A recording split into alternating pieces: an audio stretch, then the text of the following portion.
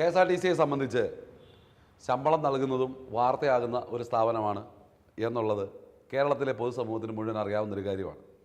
അടുത്തിടെ ഞാൻ ഈ പറയാൻ പോകുന്നത് തള്ളല്ല കേട്ടോ എന്ന് പറഞ്ഞുകൊണ്ട് ബഹുമാനപ്പെട്ട മന്ത്രി, എനിക്ക് തോന്നുന്നു അദ്ദേഹം പറയുന്നതെല്ലാം തള്ളുകളാണെന്ന് അദ്ദേഹത്തിന് തന്നെ മനസ്സിലായതുകൊണ്ടായിരിക്കാം, ശമ്പളത്തിൻ്റെ കാര്യം ഒറ്റത്തവണയായിട്ട് ഞാൻ തരും, ഇത് തള്ളല്ല കേട്ടോ എന്ന് പറഞ്ഞിട്ട് 1-ാം തീയതി തരും എന്ന് പറഞ്ഞൊരു ഭാഗമുണ്ടായിരുന്നു.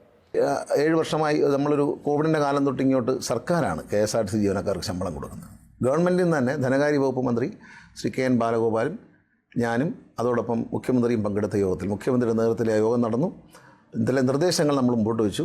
അത് ധനകാര്യ വകുപ്പും മുഖ്യമന്ത്രി ആ ചർച്ചയിൽ അംഗീകരിക്കൂ. അതുകൊണ്ട് രീതി എന്താണെന്ന് ഞാനിപ്പോൾ പറയുന്നില്ല. ഏതായാലും ഒരു സമീപഭാവിയിൽ ഉടനെ തന്നെ ഏറ്റവും അടുത്ത ദിവസങ്ങളിൽ നിങ്ങൾക്ക് സാലറി ഒരുമിച്ച് തരും.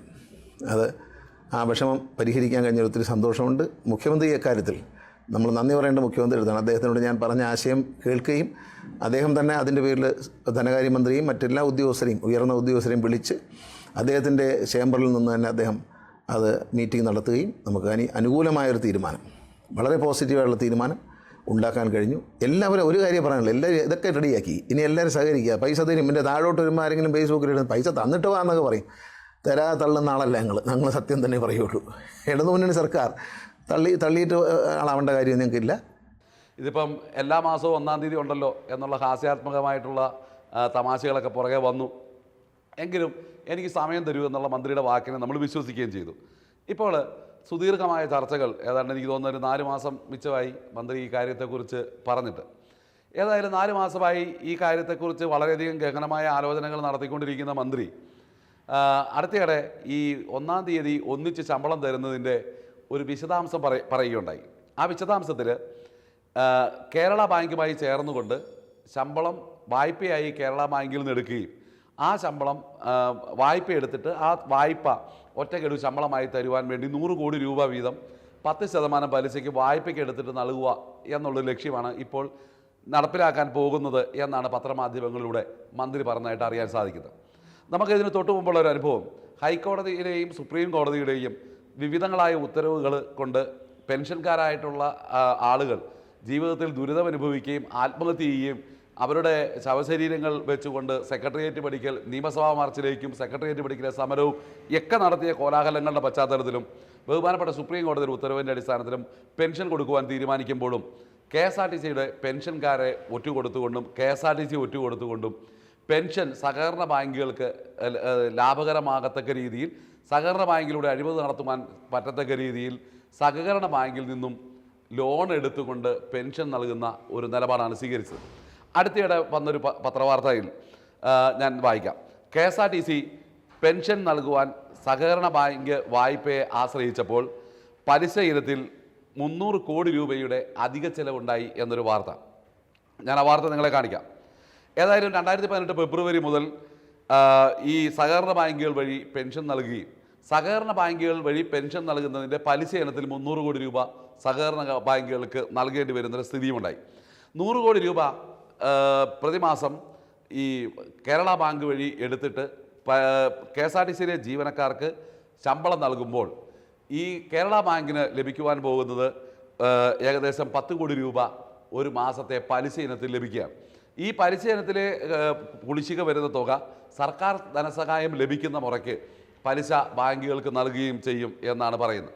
ഏതായാലും KSRTCയെ സംബന്ധിച്ചിടത്തോളം പലിശ കൊടുത്ത് മുടിയുന്ന ഒരു വിഭാഗം ജീവനക്കാർ അവരുടെ അധ്വാനം മുഴുവനും ആയുസ് മുഴുവനും KSRTCക്ക് വേണ്ടി ഈ ത്യാഗസമ്പൂർണമായ ജീവിതം നയിക്കുകയും അതിനുശേഷം അവർക്കൊന്നുമില്ലാതായിത്തീരുകയും KSRTC എന്ന് പറയുന്ന സ്ഥാപനം ഈ ജീവനക്കാരുടെ അധ്വാനത്തെ കൂടി ചൂഷണം ചെയ്തുകൊണ്ട് സർക്കാരിന് ഈ ജനങ്ങൾക്ക് ലഭിക്കേണ്ട ഈ സ്ഥാപനം ലാഭത്തിലാകേണ്ട ഒരുപാട് സേവനങ്ങൾ ചെയ്യേണ്ട ഈ പണം ഈ പലിശ ഇനത്തിൽ സഹകരണ ബാങ്കുകളിലേക്കും മറ്റ് കൈകളിലേക്കും എത്തിച്ചേരുകയും എങ്ങോ ഇല്ലാതായിത്തീരുകയും ചെയ്യുകയാണ്.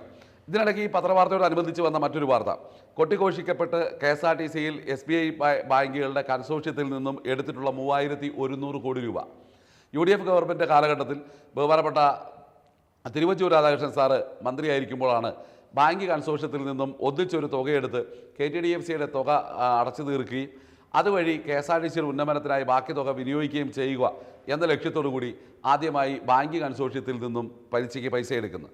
ഏതായാലും ഇപ്പോൾ വന്നിരിക്കുന്ന വാർത്തകൾ അനുസരിച്ച് ബാങ്ക് കൺസോർഷ്യത്തിൽ നിന്നും എടുത്തിട്ടുള്ള പൈസ ഏകദേശം 3100 കോടി രൂപയുടെ ഈ തിരിച്ചടവും അതിൻ്റെ ഏപ്രിൽ 18 മുതൽ 4 ഇതുവരെ 2250 കോടി രൂപ തിരിച്ചടച്ചിട്ടുണ്ട്. ആ 2250 കോടി രൂപയിൽ 2015 കോടി രൂപയും പലിശ ഇനത്തിലാണ് തിരിച്ചടയ്ക്കപ്പെട്ടിട്ടുള്ളത് എന്നും ഇനി 2865 രൂപ ബാങ്കുകൾക്ക് നൽകുവാനുണ്ട് എന്നുള്ള കാര്യവുമാണ് വെളി വരുന്നത്. അപ്പോൾ എത്ര ദയനീയമായ അവസ്ഥയിലേക്കാണ് KSRTCയിലെ കാര്യങ്ങൾ പോകുന്നത്. എനിക്ക് തോന്നുന്നത് 2G സ്പെക്ട്രത്തെക്കാൾ വലിയൊരു അഴിമതി KSRTCയിൽ ഈ വിഷയവുമായി ബന്ധപ്പെട്ട് നടക്കുന്നു. ഈ 3100 കോടി രൂപ KSRTC കടമെടുത്തതിൽ 2015 കോടി രൂപ പലിശ ഇനത്തിലാണ് അവർ ഈടാക്കിയിട്ടുള്ളത് എന്നും ഇനി വരുന്ന തുക, അതായത് ബാക്കിയുള്ള തുക 2865 രൂപ ഈ 3100 കോടി എടുത്തതിൽ നൽകാനുണ്ട് എന്നും വരികയാണ്. ഇപ്പോഴാണ് നമ്മൾ മനസ്സിലാക്കേണ്ടത് KSRTC മുഖേന ലാഭം കൊയ്യുന്ന കൊള്ളയടിക്കുന്ന ആളുകൾക്ക് ഒരു ഉപാധിയായി മാറുന്നുവോ സഹകരണ ബാങ്കുകൾ വഴിയുള്ള കണക്കില്ലാത്ത ഈ പലിശ കച്ചവടം. ഈ KSRTCയിലേക്ക് കടന്നു വരുമ്പോൾ ഞാൻ മാസശമ്പളം വാങ്ങിക്കുന്നുവെങ്കിൽ, ഞാൻ 1-ാം തീയതി ശമ്പളം വാങ്ങിക്കുന്നുവെങ്കിൽ എൻ്റെ സ്ഥാപനത്തിൽ പണിയെടുക്കുന്ന ജീവനക്കാർക്ക്, KSRTC ജീവനക്കാർക്ക് ശമ്പളം നൽകിയതിന് ശേഷം മാത്രമേ ഞാൻ ശമ്പളം സ്വീകരിക്കൂ എന്ന് പറഞ്ഞൊരു MD ഉണ്ടായിരുന്നു, ശ്രീ ടോമിൻ തച്ചങ്കരി സാർ. അദ്ദേഹം ഈ പറഞ്ഞതുപോലെ ദിവസങ്ങളോളം നീണ്ടു നിന്ന മുഖ്യമന്ത്രിയുമായിട്ടുള്ള വാഗ്വാദങ്ങളോ സംഭാഷണങ്ങളോ ചർച്ചകളോ ഇതൊന്നും നടത്തിയില്ല. ഇവിടുത്തെ ലോകത്തിലെ മാധ്യമങ്ങളെ വിളിച്ച് ഈ വിവരം അറിയിച്ചില്ല. ഓരോ മാസവും അല്ലെങ്കിൽ മന്ത്രി എപ്പോഴൊക്കെ മീഡിയകളെ കാണുന്നു ആ സമയത്തെല്ലാം ഞാൻ കൊടുക്കും എന്ന് കൊട്ടിഘോഷിച്ചില്ല. ഒരു പരിപാടിയും ചെയ്യാതെ കൃത്യമായ രീതിയിൽ ചാർജ് എടുത്ത അന്ന് മുതൽ കടന്നു പോകുന്ന ആ മാസം വരെ കൃത്യമായി ശമ്പളം നൽകിക്കൊണ്ടിരുന്നു എന്നുള്ളത് ഈ അവസരത്തിൽ ശ്രദ്ധേയമായ കാര്യമാണ്.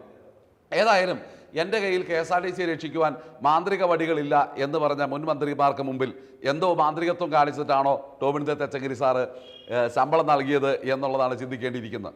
ഏതായാലും ബഹുമാനപ്പെട്ട മന്ത്രി ഞാൻ തള്ളല്ല എന്ന് പറഞ്ഞെങ്കിലും നാളെ ഇതുവരെയായും ഇപ്പോൾ ഈ സെപ്റ്റംബർ മാസം 10-ാം തീയതി ആയിട്ടും ശമ്പളം ലഭിച്ചിട്ടില്ല എന്നുള്ളതൊരു വാസ്തവമാണ്. കേരള ബാങ്ക് എന്ന് പറയുന്നൊരു സ്ഥാപനത്തെ പിടിച്ചു നിലനിർത്തുവാൻ മാസം 10 കോടി രൂപയുടെ വരുമാനം കേരള ബാങ്കിന് ഉണ്ടാക്കി കൊടുക്കുവാൻ ശമ്പളം ഒറ്റത്തവണ എന്നുള്ള ഈ സർക്കാർ സഹായം സ്വീകരിച്ചുകൊണ്ട് ചെയ്യുന്ന ഒരു കാര്യത്തെ ഇപ്പോൾ ഈ വെടക്കാക്കി തനിക്കാക്കുന്നത് പോലെ അത് വെടക്കാക്കിക്കൊണ്ട് KSRTC ജീവനക്കാർക്ക് ശമ്പളം നൽകണം, അതുകൊണ്ട് കേരള ബാങ്കിനെ ആശ്രയിക്കേണ്ടി വരുന്നു എന്നുള്ള സ്ഥിതിയിലേക്ക് ഇതിനെ എത്തിക്കുന്നതാണോ എന്ന് ഞങ്ങൾ സംശയിക്കുകയാണ്. തീർച്ചയായിട്ടും ശമ്പളം ജോലി എടുത്തവന് കൂലി അവൻ്റെ അവകാശമാണ്. ആ കൂലി നൽകാതെ ഇത്രയും കാലം പിടിച്ചു നിന്നവർ ആ കൂലി നൽകുന്ന സമയത്ത് പോലും പിച്ചച്ചട്ടിയിൽ കൈയിട്ട് വരുന്ന നിലപാടിലേക്കാണോ പോകുന്നത് എന്നാണ് ഈ പലിശക്കെടുത്ത പെൻഷൻ കൊടുത്ത അതിൻ്റെ അമിത പലിശ ഈ വാർത്ത കാണിക്കുന്നത് എന്നാണ് ഞങ്ങൾ വെൽഫെയർ അസോസിയേഷൻ ഭയക്കുന്നത്. തീർച്ചയായിട്ടും ഈ വിഷയത്തെക്കുറിച്ച് ഒരു വിജിലൻസ് അന്വേഷണം ആവശ്യമാണ്. ഈ പത്രവാർത്തയുടെ അടിസ്ഥാനത്തിൽ ഒരു വിജിലൻസ് എൻക്വയറി ഈ വിഷയത്തിൽ നടത്തേണ്ടതായിട്ടുണ്ട് എന്നാണ് വെൽഫെയർ അസോസിയേഷൻ മനസ്സിലാക്കുന്നത്.